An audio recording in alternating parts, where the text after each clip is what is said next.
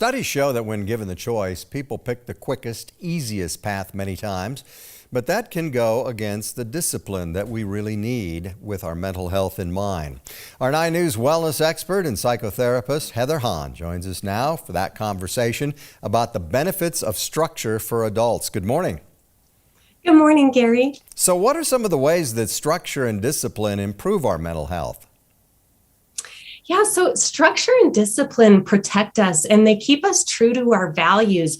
They also save time, which helps people get more accomplished, and they create order out of chaos and complexity, and that helps people feel steadier and more peaceful. They also help us create meaning out of our days in the same way that our pets know that it means dinner time when they hear certain sounds at a certain time.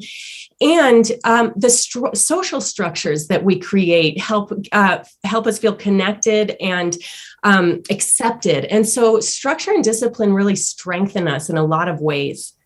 I get that, but a lot of people just can't stick to structure and discipline for some reason. What do you suggest to help? Yeah, I have a few tips here. One of them is to prioritize what are called primary routines over secondary routines.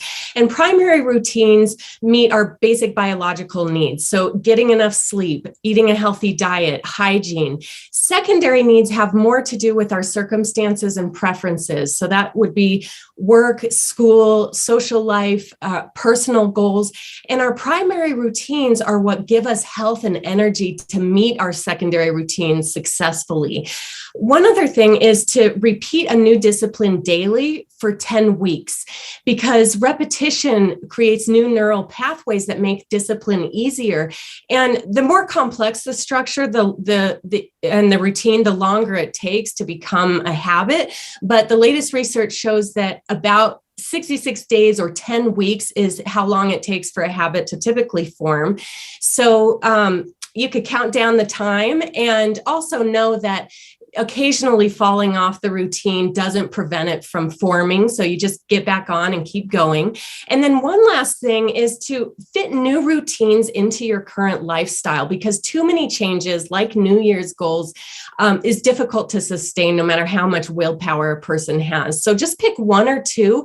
And it also helps if you consolidate your current routine so that there's not a big disruption to your lifestyle. So that means grouping similar tasks into one time period and scheduling them for when you have the most energy to do those types of tasks. So those 3 things can help people with their discipline. Yeah, how much discipline do people need, or how much should they have, or does it depend on the person? That's a really good question, because it definitely does depend on the person. Different personality types need different levels of discipline.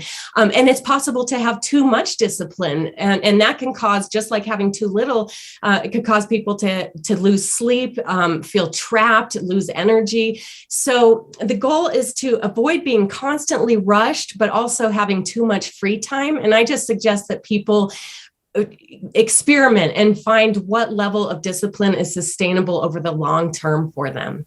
Makes sense. Heather Hahn, as always, it's nice to see you. Thank you. Great to see you. Thank you, Gary. Okay.